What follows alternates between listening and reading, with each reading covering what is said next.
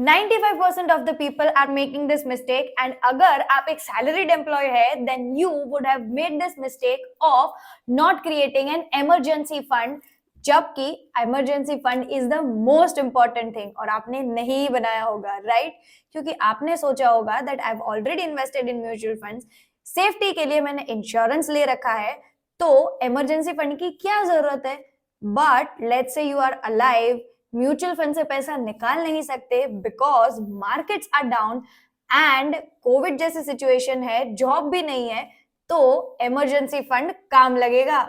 So in today's video, we will understand how to build an emergency fund, why you should build an emergency fund, और कहां पर invest करना चाहिए. But before moving on to the video, do subscribe to the channel and hit the bell icon ताकि ऐसी useful videos miss ना हो जाए.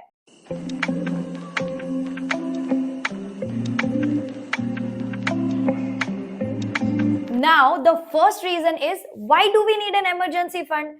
क्योंकि लाइफ में कभी भी अनसर्टेनिटी आ सकती है, whether it be your job loss, B it your health, B it any other problems, and God forbid कि any situations won't come into your life, but हमें नहीं पता, right? So we need to be prepared for the worst situations, and इसी के लिए हम emergency fund इकट्ठा करते हैं, which is highly liquid and easily accessible, ताकि ऐसी कोई भी situations हो तो हम आसानी से पैसे निकाल सके, और अगर हमारे पास जॉब्स भी नहीं है तो हम इस पैसे को यूटिलाइज कर सके at least for few months. Now your second question will be emergency fund बनाने के लिए what amount is sufficient, क्योंकि सबकी सैलरीज अलग होंगी, सबके एक्सपेंसेस अलग होंगे, एंड इसीलिए सबके इमरजेंसी फंड्स भी अलग होंगे. अब let's say I am living in a metro city and I am earning 1 lakh a month, और मेरे household expenses is coming around 40,000 per month,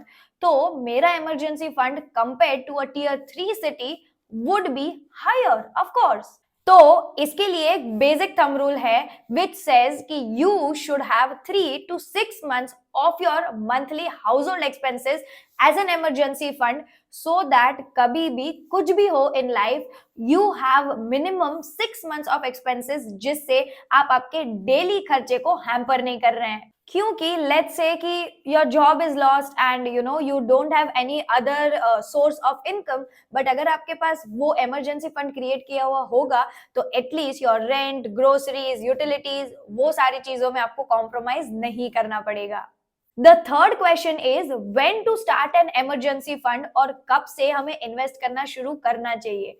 सो वो कहते हैं ना कि yesterday was the right time to invest, today is the right time to invest, and tomorrow will be the right time to invest. तो कोई सही time नहीं है, but as soon as you start earning, start building an emergency fund, क्योंकि जैसे ही आप पैसा कमाने लगोगे वैसे वैसे आपके खर्चे बढ़ेंगे, वैसे वैसे आपकी इनकम भी बढ़ेगी विथ टाइम, और क्या पता आपको कभी जॉब चेंज करना है या सिटी चेंज करना है या एनी सिचुएशन में आपको ये इमरजेंसी फंड बहुत काम लगेगा. सो आई वुड से कि अगर आप 50% या 30% इन्वेस्ट करते हो फ्रॉम योर इनकम, उसमें से 10 to 15% निकाल के रखो फॉर योर इमरजेंसी नीड्स, और उसका एक रेगुलर ऑटोमेटिक ट्रांसफर शुरू कर दो, ताकि you don't have to remember every month कि आपको इमरजेंसी फंड के लिए सेव करना है. Now the fourth and last question is कि ये सब तो हमें पता है, बट इन्वेस्ट कहाँ पे करना है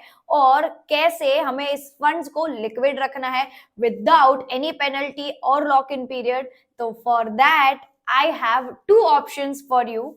फर्स्ट इज आप SIP कर सकते हैं इन लिक्विड फंड्स और लो ड्यूरेशन फंड्स और मनी मार्केट फंड्स. ये सारे फंड्स are very safe compare to FD because they invest your money into corporate bonds, government deposits and treasury bills.